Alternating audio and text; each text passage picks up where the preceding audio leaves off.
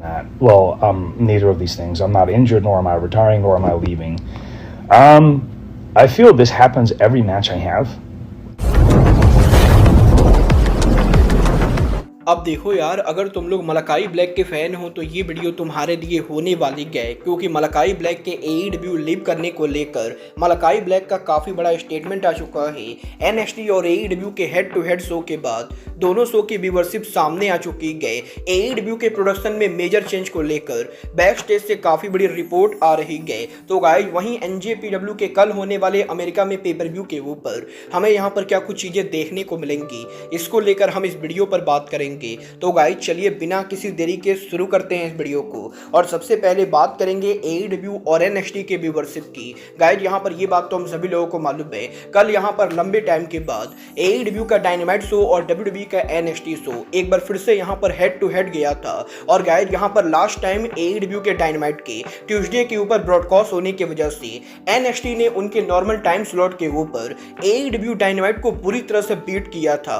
But कल यहाँ पर जब WWE का NXT शो AEW के डायनामाइट के नॉर्मल टाइम स्लॉट के ऊपर ब्रॉडकास्ट हुआ, तो दोनों शो की व्यूवरशिप के अंदर काफी शॉकिंग चीज सामने आई गए। गाइस, यहाँ पर बात करें अगर NXT के व्यूवरशिप की, तो जहां लास्ट वीक WWE के NXT की व्यूवरशिप करीबन 5,88,000 थी, वहीं इस हफ्ते वेडनेसडे के ऊपर WWE के ECW स्पेशल NXT शो के ऊपर शो की व्यूवरशिप करीबन 6,19,000 थी। और गाइस, यहाँ पर WWE के NXT के वेडनेसडे पर होने के बाद भी WWE के इस हफ्ते के NXT की व्यूवरशिप लास्ट वीक के मुकाबले ज्यादा रही गई, क्योंकि इस हफ्ते का NXT show ECW present special show था। बट वहीं बात करें अगर AEW के डायनामाइट शो की, तो गाइस अब मैं आपको बता दूं, लास्ट वीक जब AEW कंपनी ने उनका डायनामाइट शो किया, तो लास्ट वीक यहां पर AEW के डायनामाइट को करीबन यहां पर 6,28,000 व्यूवरशिप मिली थी। पर इस हफ्ते जब AEW कंपनी ने उनका डायनामाइट किया, तो AEW डायनामाइट की व्यूवरशिप लास्ट वीक के मुकाबले डाउन जा चुकी है। और इस हफ्ते यहां पर AEW के डायनामाइट को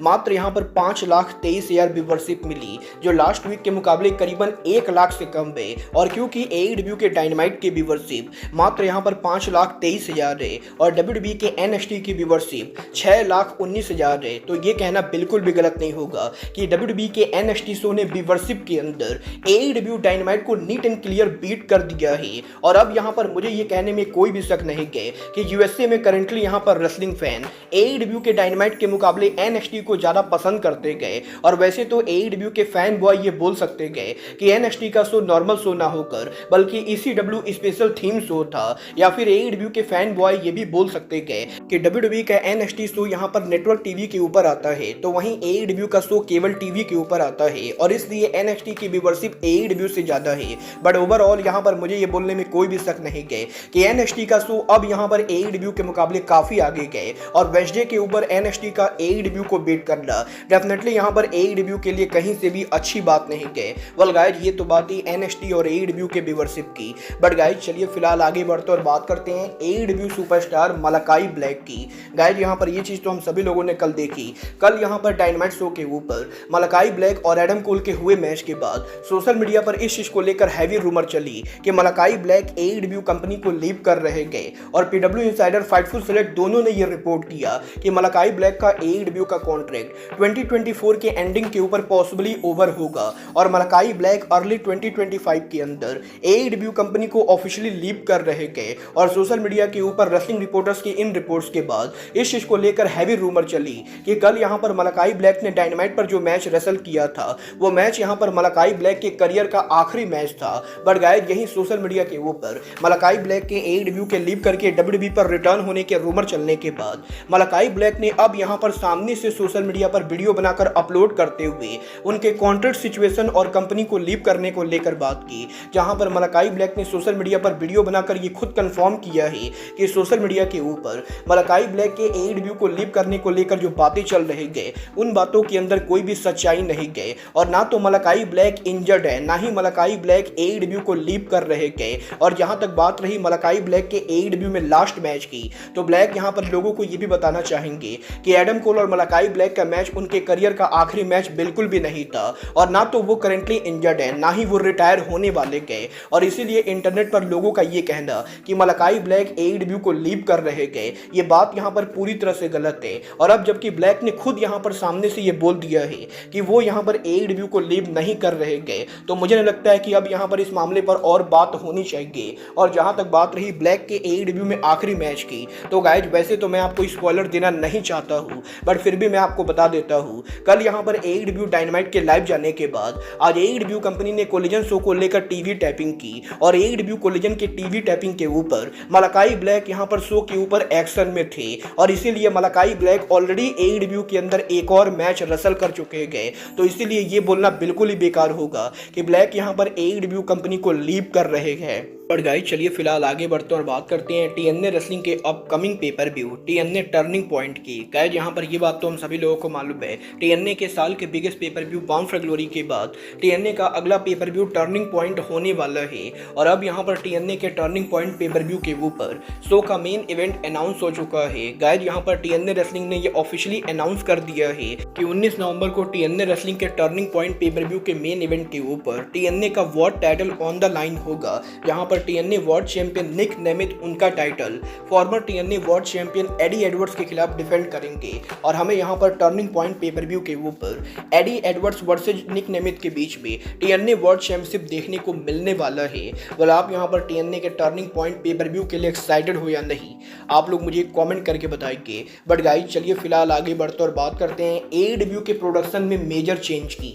गाइज यहाँ पर ये बात तो हम सभी लोगों को मालूम है, 2019 में जब से AEW का फाउंडेशन हुआ है तब से AEW हर साल उनके प्रोडक्शन में कोई ना कोई चेंज करती गए और अभी तक AEW के अंदर टोटल यहाँ पर कंपनी ने 4 अलग अलग सेट डिजाइन यूज किए हैं और AEW के सेट डिजाइन के 4 बार चेंज होने के बाद अब अगले साल 2025 के अंदर प्रोडक्शन यहाँ पर एक बार फिर से चेंज होने वाला है। गाइड यहाँ पर AEW के प्रोडक्शन एंड लाइव इवेंट के वाइस प्रेसिडेंट माइकल मंसूरी ने खुद इस हफ्ते ये कंफर्म कर दिया है कि वो यहाँ पर नेक्स्ट ईयर AEW के प्रोडक्शन के अंदर मेजर चेंजेस करने वाले गए। और माइकल मंसूरी का ये कहना है कि अगले साल AEW कंपनी उनके शो के यहाँ पर एटमॉस्फेयर को चेंज करेगी और टीवी के ऊपर AEW का शो जिस तरीके से दिखता है उसके मुकाबले अगले साल से AEW का शो काफी डिफरेंट दिखेगा।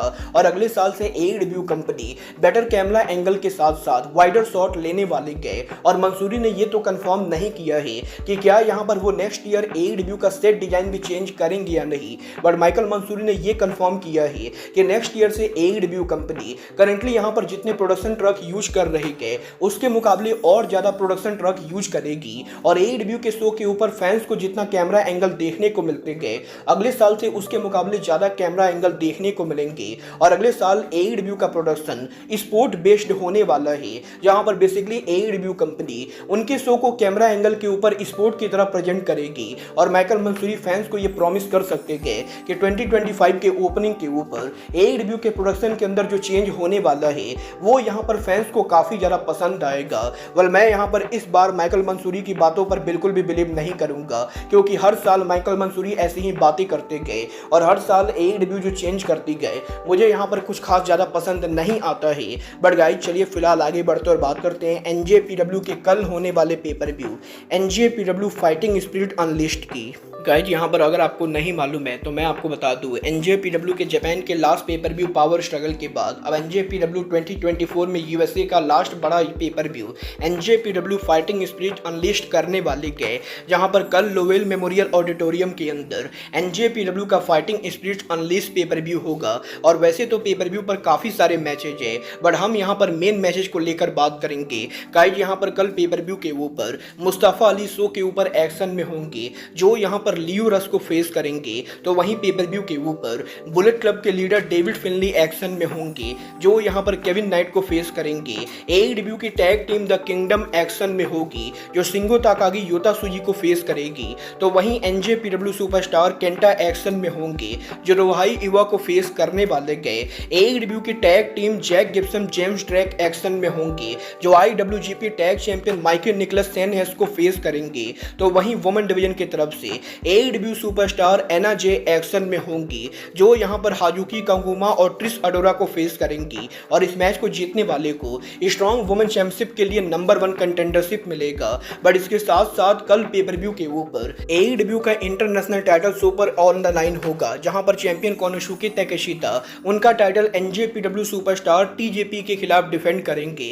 तो वहीं शो के सेमी मेन इवेंट के ऊपर टोक्यो डोम के को main eventer Shota Umino Tomohiro इसी एक्शन में होंगे, जो world champion Jack Sabre Junior और बैड डूड ट्यूटो को फेस करेंगे। और फाइनली शो के मेन इवेंट के ऊपर गैप किड का strong open world championship on the line होगा, जो यहां पर उनका टाइटल TMD के मेंबर फुजीता के खिलाफ डिफेंड करने वाले हैं। वेल, मैं डेफिनेटली यहां पर NJPW के फाइटिंग स्पिरिट अनलीस्ट पेपर व्यू को चेकआउट करने वाला हूं। बट गाइज, आप यहां पर इस पेपर व्यू को देखोगे या नहीं, आप लोग मुझे कमेंट करके बताएंगे। बट गाइज, अब आज के वीडियो में बस इतना ही। मैं मिलता हूं आपसे अपने अगले वीडियो में। बट गाइज, तब तक के लिए good bye, good night and bang.